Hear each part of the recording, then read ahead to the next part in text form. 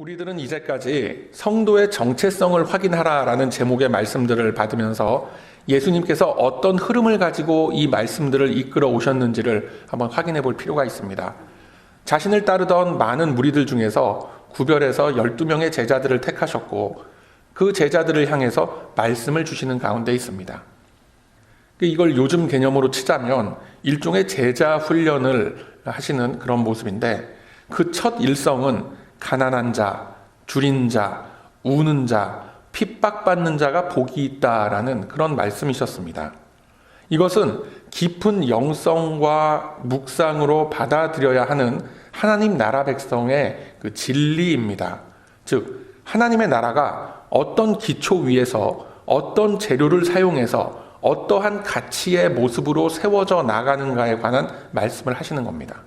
그러함으로써 이 시대에도 부르심을 입은 하나님의 백성들이 이룩해 나가고 살아가는 주님의 나라는 어떠한 모습이어야 한다라는 것을 분명하게 밝히고 계신 것입니다. 자, 오늘은 그 세 번째 시간으로서 비판하지 말라, 정죄하지 말라, 그리고 용서하라라는 짧고 강력한 명령문으로서 말씀을 주시고 계세요. 이처럼 강력한 명령문으로서 말씀이 주어지는 그 이유는 당시 사회에서 이러한 문제들로 인해서 갈등을 겪고 있었고 이스라엘 사회 안에 큰 그 문제화가 되고 있었기 때문에 그렇습니다. 하나님 나라의 백성됨의 증거, 즉 성도됨의 증거라는 것은 하나님을 사랑하고 이웃을 사랑하는 것으로 드러나게끔 되어 있습니다. 그런데 그 사랑은 내가 주인이 돼서 나의 편에서, 나의 사이드에서 나의 의지와 감정대로 베푸는 그런 사랑이 아니다라는 점에서 하나님의 시각과 우리들의 마음속에 언제나 큰 그 괴리감이라는 것이 남게 됩니다. 우리 기독교 신앙에서 말하는 성도 간의 사랑, 공동체의 사랑이라는 것은 힘으로써 이루거나 강제적으로 이끌고 가는 그런 사랑이 아닙니다. 기독교에서 말하는 사랑은 낮아짐과 섬김으로써 격려하고 위로하는 그런 사랑이에요. 즉 나의 희생이 뒤따르는 사랑이라는 겁니다. 그 사랑은 어떤 감정에 휘둘리는 사랑이 아닙니다. 내가 기분이 좋을 때는 하하호호 하면서 사랑하다가 내가 좀 기분이 다운되고 그러면 미워하고 비판하고 하는 그런 것이 아닙니다. 항상 꾸준하고 일관성이 있는 사랑인 것입니다. 이러한 사랑을 베푸는 나로 인해서 하나님의 형상이 드러나고 하나님의 영광이 드러나야 하는데 대개의 경우에는 이 자신의 의의가 드러나게 되죠. 즉 사랑을 베풀고 마음을 주고 여러 가지 것으로서 희생하고 섬겼다면 그것으로서 족한 겁니다. 그런데 항상 우리는 상대방이나 주변의 반응을 기대합니다. 그리고 사랑의 결과로서 드러나는 것들을 내 눈으로, 내 손으로 확인을 해야만 직성이 풀리는 그런 마음들이 우리 안에 있는 겁니다. 성도가 살아가는 방법과 목적은 오직 하나님께 영광을 돌리는 데 있습니다. 그런데 그 속에서 자신의 의가 스물스물 살아서 올라오고 있는 겁니다. 그 이유가 뭘까요? 본문의 배경 속에서 그것을 찾아 들어가는 것이 예수님께서 말씀하시길 비판하지 말아라, 정죄하지 말라라는 이 말씀을 주신 이유를 정확하게 찾아 들어가는 그런 방법이 됩니다. 하나님은 우리들을 자신의 백성으로 삼아주시면서 경건과 거룩의 능력을 가지고 하나님의 성품 안에 참여할 것을 말씀하고 계세요. 자, 그렇기 때문에 예수님은 제자들을 처음 세우시면서 이 말씀을 통해서 그들이 어떤 정체성을 가지고 하나님 나라의 일꾼으로서 사역에 임해야 하는지를 말씀하시는 겁니다. 그렇다면 당시 이스라엘 사회 안에 왜 이러한 문제들이 퍼져 있었을까요? 그 당시에 도대체 어떤 일들이 있었길래 예수님은 그의 제자들에게 비판하지 마라, 정죄하지 말고 용서해라 라는 말씀을 여러 차례에 걸쳐서 하셨단 말인가 라는 그런 의문이 들게 되죠. 기원전 400년경에 이스라엘이 완전히 멸망해버린 후 그들은 철저히 파괴됐고 주변 열강들에 의해서 식민지의 삶을 전전해야 하는 처지에 이르게 됩니다. 중간에 몇 차례 이스라엘의 독립과 부흥을 이루기 위한 그 항쟁이 있었지만 번번이 실패했고 예수님께서 강림하셨던 그 시점에서는 어떤 비전이나 소망을 갖기가 힘든 그런 상황에 이르렀습니다. 그들은 고민하고 연구했습니다. 왜 다윗 왕조의 그 화려했던 영광을 우리는 다 잃어버렸을까? 그 솔로몬의 부귀 영화는 이제 다 어디로 갔단 말인가? 앞으로 우리는 무엇을 의지하고 살아야 한단 말인가? 당시 이스라엘의 리더 그룹 안에서는 이 문제가 매우 크고 심각한 그런 이슈였습니다. 그러한 고민과 토론 속에서 사두개파가 생겨나고 열심당이 생기고 바리새파가 생겨나게 된 겁니다. 시간이 흐르면서 그 사회 안에서 가장 세력을 확고하게 다진 그룹이 바로 바리새파였습니다. 자, 그들이 주장하는 것은 다시금 철저한 말씀의 준수로 돌아가자라는 것이었습니다. 바리새라는 그 이름 자체가 구별된 자들이라는 의미가 있을 정도로 그들은 철저하게 일반 대중과의 분리된 그 율법주의를 택했고 율법의 철저한 준수만이 그들을 하나님 앞으로 인도하는 유일한 방법이다라고 여겼습니다. 철저하게 말씀을 지킨다라는 것 자체는 좋은데 사람은 누구나 율법의 규례 앞에서 허물 없이 깨끗할 수가 없습니다. 하물며 그들은 더욱 디테일한 율법의 조항들을 만들어냄으로써 하나님을 믿는 신앙을 자신들의 의지로서 측정하고 평가하는 그런 지경에까지 이르게 된 겁니다. 이렇게 되다 보니까 자기들이 믿는 바와 조금이라도 다르거나 자기들이 딱 세워놓은 그 기준에 조금이라도 못 이른다라고 판단이 되면 가차없이 공격하고 비판의 칼날을 세우는 겁니다. 즉, 너 때문에 우리 모두가 하나님의 진노를 사게 된 거야 라는 이런 논리가 세워지게 되었던 것입니다. 이러한 시대적 배경 속에서 이스라엘은 하나님의 말씀을 놓고 구원으로 인도하는 그 은혜의 방편이 아니라 심판과 진노의 회초리로만 인식하게 된 것입니다. 자, 예수님께서는 바로 이러한 그들의 우월감과 특권의식을 깨트리기 위해서 이 말씀을 주시는 겁니다. 하나님의 은혜를 입고 구별된 생각과 삶의 방법을 가지고 살아가는 것은 충분히 가능한 일이며 우리가 추구하고 또 따르는 그런 일입니다. 문제는 그것에서 더 나아가서 나는 이 세상 속에 있지만 분명히 구별된 존재라는 것이 하나의 자랑이 되고 나의 명예가 됨으로써 세상 사람들과 자신을 비교하는 데 있는 겁니다. 그게 문제가 되는 겁니다. 우리가 비교의 대상으로서 삼아야 되는 상대는 믿지 않는 또는 연약한 이 주변의 지체들이나 세상 사람들이 아니라 우리의 구세주가 되시는 예수 그리스도 한 분뿐입니다. 그런데 예수님을 바라보는 게 아니라 주변 사람들을 의식하고 바라보게 되니까 그들의 삶과 나의 삶을, 성도의 삶을 비교하면서 비판을 하게 되고 경멸하게 되는 겁니다. 어찌 보면 당연한 것일 수 있습니다. 진리를 떠나서 윤리적으로나 도덕적으로 봐도 사실 당연히 비교가 되는 것은 사실입니다. 요즘 오히려 교회 다니는 사람들이 이 세상 사람들만도 못하다라는 그런 얘기가 많이 나오는데 뭐 어찌됐건 간에 전반적으로 보면 거듭난 크리스찬의 삶은 분명히 경건과 거룩함이 풍기는 삶을 살아가는 게 사실입니다. 아닌 것 같아요? 맞습니까? 예, 인정하시죠? 예. 성도는 세상을 바라보면서 경멸하고 정죄를 하는 것이 아니라 그리스도의 마음을 품고 긍휼히 여기고 불쌍히 여겨주면서 품어주고 섬길 수 있는 그런 존재가 되어야 하는 것입니다. 세상 사람들을 바라보면서 그들을 얕잡아보고 어떤 우월감을 담은 그런 그 동정심으로 이렇게 다가서라는 그런 게 아닙니다. 사실은 그들의 영혼이 죄와 사망의 영역 속에서 아직까지도 발버둥치면서 고민하고 탄식하고 고통스러워하는 그 모습을 보면서 하나님의 마음으로 그리스도의 심장을 가지고 그들의 연약함과 그들의 고통을 나누어 짊어질 수 있어야 한다라는 겁니다. 이 사실을 고린도 후서 1장 4절 이하에 이렇게 말씀합니다. 우리를 위로하사 우리로 하여금 하나님께 받는 위로로서 모든 환난 중에 있는 자들을 능히 위로하게 하시는 주님의 능력으로 그리스도의 고난이 우리에게 넘친 것 같이 우리의 위로도 그리스도로 말미암아 넘치는도다라고 말씀합니다. 자, 이 세상 사람들은 세상의 가치가 주는 기쁨과 즐거움과 안락함에 젖어 있어서 막 웃고 있는 것 같지만 그것은 그들의 겉모습일 뿐입니다.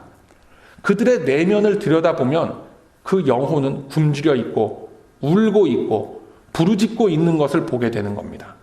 이러한 것을 통찰할 수 있는 그 영의 눈이 우리 성도들에게는 주어졌다라는 사실을 믿으시길 바랍니다.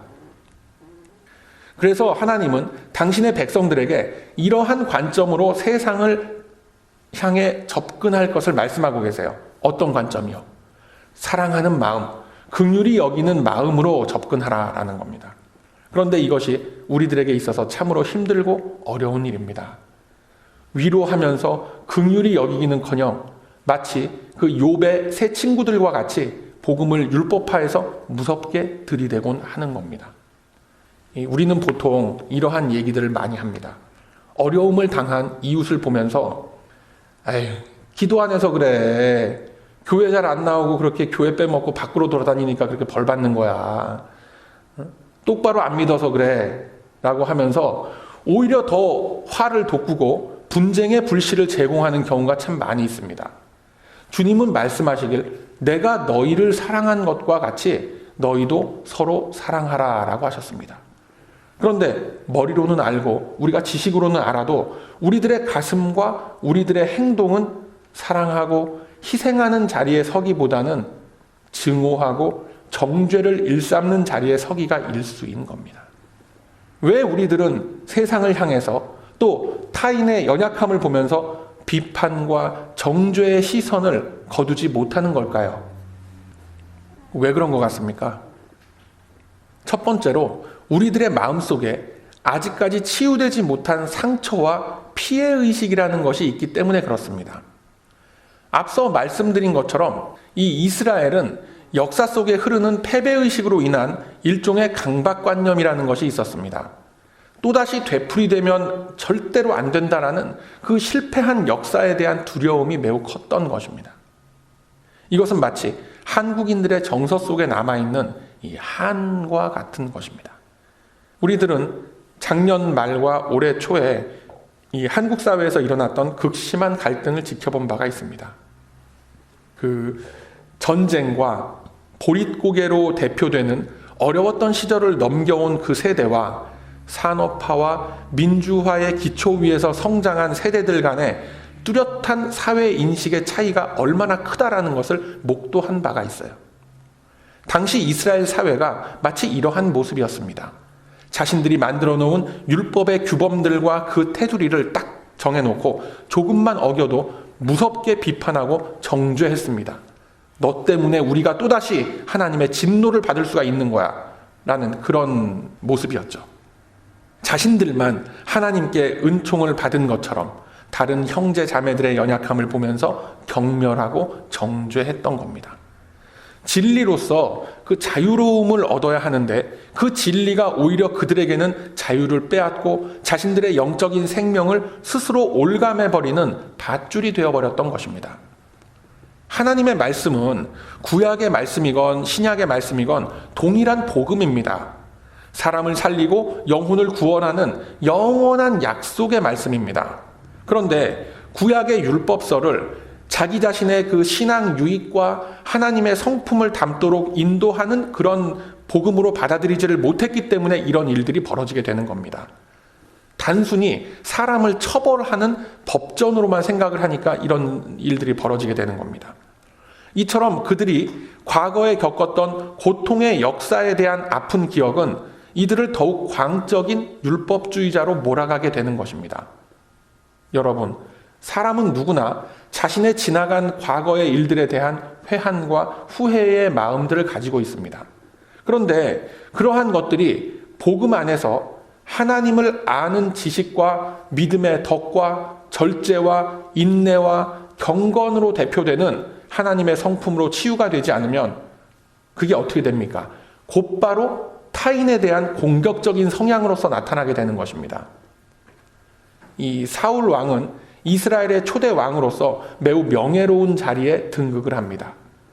그러나 곧바로 이어진 블레셋 군대와의 전쟁 속에서 그는 이름 없는 목동 다윗의 활약으로 인해서 자신의 입지가 줄어들었다라는 것을 비관하게 되는 겁니다.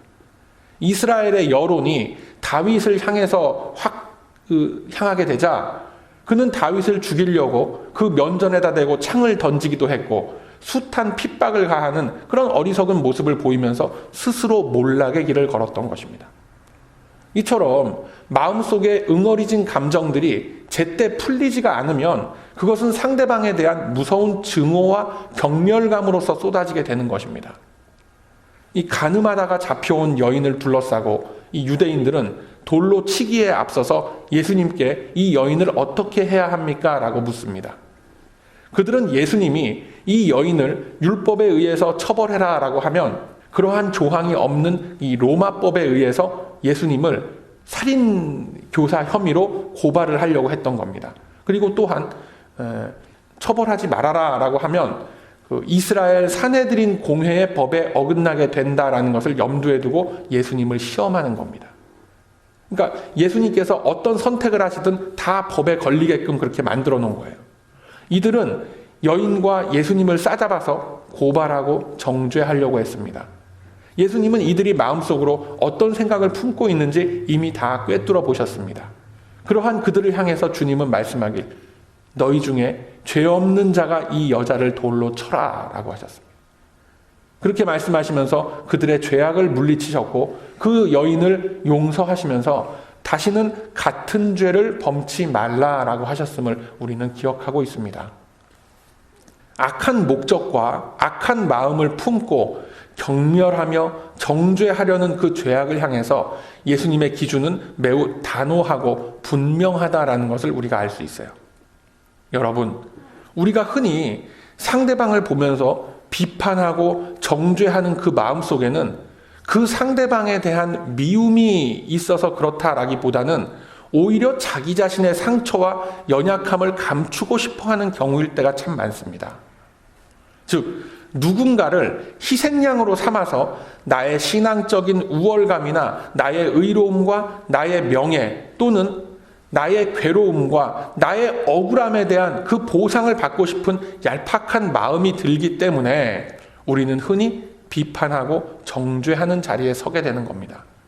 자세히 관찰을 해보면 사실은 내가 안정감을 누리고 내가 보상받고 싶고 내가 나를 위로하고 싶은 그 마음 때문에 그러는 겁니다.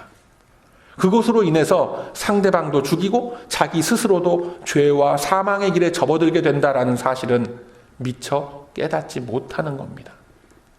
그렇기 때문에 예수님께서 용서하라라고 하신 그 대상은 내가 정죄하고 내가 경멸하고 있는 그 상대방이기도 하면서 동시에 내 안에 자리 잡고 있는 나의 연약한 속사람의 모습이기도 한 것입니다.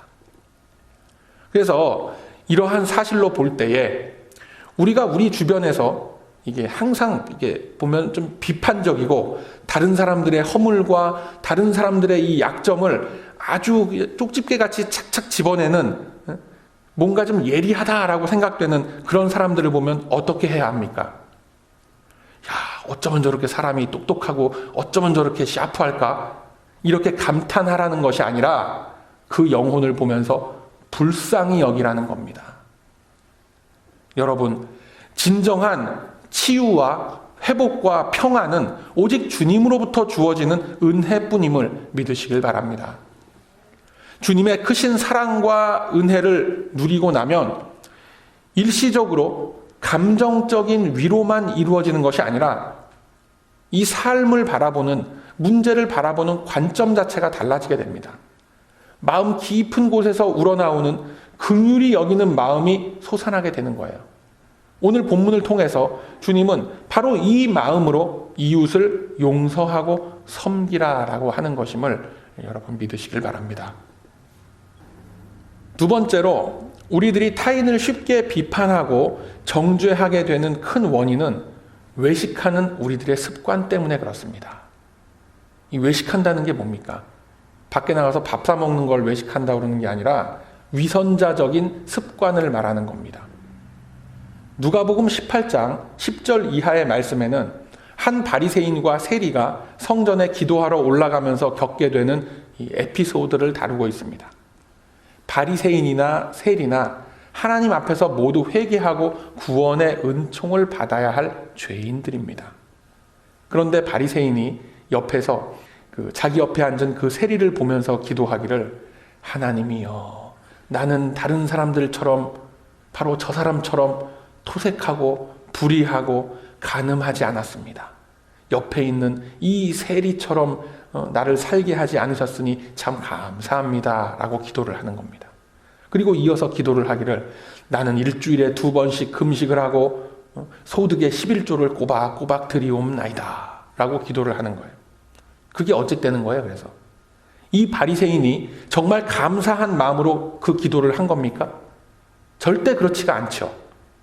이 바리새인이나 세리나 도토리 키재기 수준의 다 죄인들인 겁니다. 그런데 이 세리는 가슴을 치면서 하나님 앞에 회개했고, 바리새인은 감사 같지도 않은 감사를 한 겁니다. 이 바리새인의 기도는, 이건 기도가 아니라 교만함에 가득 차서 옆에 있는 세리에 대한 그 비판을 하는 것이며 정죄하는 것이며 경멸하는 겁니다. 예수님께서는 이 비유를 말씀하시면서 저 바리새인이 아니라 이 세리가 의롭다함을 받았다라고 하셨음을 여러분 기억하시길 바랍니다. 이 바리새인은 위선자적인 습관이 몸에 쫙 배어있는 그런 사람인 것입니다. 겉으로는 경건과 거룩한 삶을 살아가는 것 같지만 죄를 뉘우치는 이 세리를 비판하고 그의 연약함을 고발하면서 자신은 정의롭다고, 죄 앞에서 깨끗하다고, 율법 앞에 거리낌이 없다라고 합리화하고 있는 겁니다. 즉 자기 자신에 대해서도 진실되지 못하고 하나님 앞에서도 진실성이 없는 겁니다. 본문 44절에는 우리들이 어떠한 존재로서 어떤 열매를 맺어야 하는 그런 사람들인지를 말씀하고 계세요. 우리들은 이미 주님께 부르심을 입은 주님의 가지들입니다. 당연히 우리의 뿌리가 되시는 주님으로부터 공급받는 그 열매를 맺을 수밖에 없는 사람들입니다. 억지로 외식할 필요가 없습니다. 당장은 그 열매가 안 나타나는 것 같고 답답하고 이 믿음의 실체가 뭔가라고 잡히지 않는 것 같은 마음이 들 수가 있습니다. 그러나 꾸준하게 그 뿌리가 공급하는 영의 양분을 받아들이면서 노력할 때 반드시 그 열매는 우리의 인생 속에 맺혀지게끔 되어 있습니다. 사랑하는 우리 베다니 가족 여러분, 나에게 상처를 주고 나에게 피해를 입힌 사람을 용서한다라는 것 해보신 적 있습니까? 아마도 없거나 매우 드물 것입니다. 우리는 항상 내가 받은 상처와 내가 당한 어려움과 그 고통만을 생각합니다. 그런데 주님은 말씀하시길, 그러한 고통과 어려움 속에 있던 나를 이미 그 밖으로 잡아서 이끌어내셨다라는 것을 말씀하고 계신 겁니다. 성경은 증거하기를 그가 우리의 질고를 지고 우리의 슬픔을 담당하셨다라고 말씀합니다. 그리고 계속 말씀하기를 그가 찔림은 우리의 허물을 위함이요 그가 상함은 우리의 죄악을 인함이라. 그가 징계를 받음으로 우리가 평화를 누리고 그가 채찍에 맞음으로 우리가 나음을 입었도다 라고 말씀합니다. 이사야 53장 4절 이하의 말씀입니다. 죄와 사망의 영역 속에 있던 우리들의 연약함과 그 연약함으로 인해서 나타나는 모든 미움과 증오와 그 정죄함을 이미 주님은 십자가 위에서 다 짊어지고 가셨습니다. 그 사실을 로마서 8장 1절에서 이렇게 말씀하죠. 그리스도 안에 있는 자에게는 결코 정죄함이 없나니 예수 안에 있는 생명의 성령의 법이 죄와 사망의 법에서 너를 해방하였다라고 말씀하죠. 주님은 우리들이 바로 이러한 자리에 선 자들이기 때문에 주님의 마음으로 이웃을 용서할 수 있다라고 하시는 겁니다. 자, 마태복음 18장 21절 이하에는 베드로와 예수님의 대화가 등장합니다. 베드로가 예수님한테 묻습니다. 예수님, 이 형제가 나한테 죄를 범하면 몇 번이나 용서를 해줘야 합니까? 라고 질문을 던집니다. 자, 예수님은 말씀하시길 7번씩 70번이라도 해줘라 라고 말씀합니다. 이게 뭡니까? 사실상 무한대의 용서를 말씀하시는 겁니다. 그러시면서 말씀하시길 1만 달란트 빚진 자의 이야기를 하시는 겁니다. 이 요즘 개념으로는 한 600만 불 정도의 가치가 되는 그러한 어마어마한 돈입니다. 실감 나세요? 캐쉬가 600만 불이 딱 앞에 있다라고 하면은 실감 안 나죠? 저도 실감 안 납니다. 그 큰 돈을 빚진 자가 그 주인 앞에, 돈 주인 앞에 섰는데 갚을 것이 없는 겁니다. 그런데 그 주인은 그 사람과 그 가족들을 다 노예로 팔아서라도 갚아라라고 하는 거예요. 이제 살아갈 길이 막막해진 그 사람은 채권 주인을 붙들고 통사정을 합니다. 제발 살려달라고, 제발 말미를 조금만 좀 주면 어떻게 해서든지 내가 갚겠습니다라고 애원을 하는 겁니다. 그러자 그 채권자, 그 주인이 그를 불쌍히 여겨서 그를 그냥 가라고 보내주고 그 빚도, 그 600만 불이라는 그 빚도 다 없었던 것으로 탕감을 해주는 겁니다. 무려 600만 불이에요. 이 기적 같은 일을 겪은 사람이 밖으로 딱 나가는데 안심을 하고 얼마나 행복하겠습니까? 밖으로 나가는데 딱 길거리에서 자기한테 100데나리온 빚진 자를 만납니다. 지금 가치로 한 200불 되는 돈이에요. 방금 전에 600만 불의 빚을 탕감받은 사람이 자기한테 200불 빚진 사람의 멱살을 잡고 내 돈 내놔, 내 돈 내놔. 악을 쓰고 멱살을 잡고 그 사람을 감옥 속에 집어넣는 겁니다. 200불 때문에 자신의 동료를 그 사람들 앞에서 멱살을 잡고 모욕을 주는 그런 모습을 주변 사람들이 보면서 혀를 차고 민망해합니다. 그래서 주변 사람들이 애초에 600만 불을 탕감해준 그 주인을 찾아가서 자초지종을 다 이야기하는 겁니다. 그래서 어떻게 됩니까? 그 주인이 화가 나죠. 그래서 그 빚을 다시 다 갚도록 그를 옥졸들에게 붙였다라고 성경은 기록하고 있는 겁니다. 자, 예수님은 이 비유를 말씀하시면서 마음의 중심을 놓고 형제를 용서하지 아니하면 천부께서도 너희에게 이와 같이 하시리라 라고 하셨음을 여러분 기억하시길 바랍니다. 여러분, 이 시간 단 한 사람이라도 좋습니다. 내가 항상 마음속으로 비판하고 경멸하면서 정죄했었던 그 한 사람을 떠올려 보시길 바랍니다. 이곳에 있는 저와 여러분은 마치 600만 불의 큰 빚을 탕감받은 사람과 동일한 처지에 있는 그 사람임을 기억할 수 있어야 합니다. 누가 누구를 경멸할 수 있겠습니까? 내 안에 있는 억울함, 내 안에 있는 아직까지 풀어지지 않고 있는 그 미움과 그 상처가 있으십니까? 주님은 이미 예수님께서 이러한 모든 질고를 다 짊어지고 십자가를 지셨다라고 말씀합니다. 그렇다면 아직까지 내 속에 남아있는 그것은 도대체 뭡니까? 이 시간 우리 모두 다 주님 앞에 내려놓으시길 주님의 이름으로 축원드립니다. 내가 용서받은 죄인임을 알고 있는데 누가 누구를 경멸하고 누가 누구를 정죄하겠습니까? 그래서 이 말씀을 통해서 우리 공동체 안에 남아있을지도 모를 모든 상처와 미움이 다 치유되고 다 사라지길 소망합니다. 우리들의 이 건강한 성장을 가로막고 있는 이 모든 어둠의 것들이 이제는 모두 무너지고 사라지기를 합심하여 간구하기를 원합니다.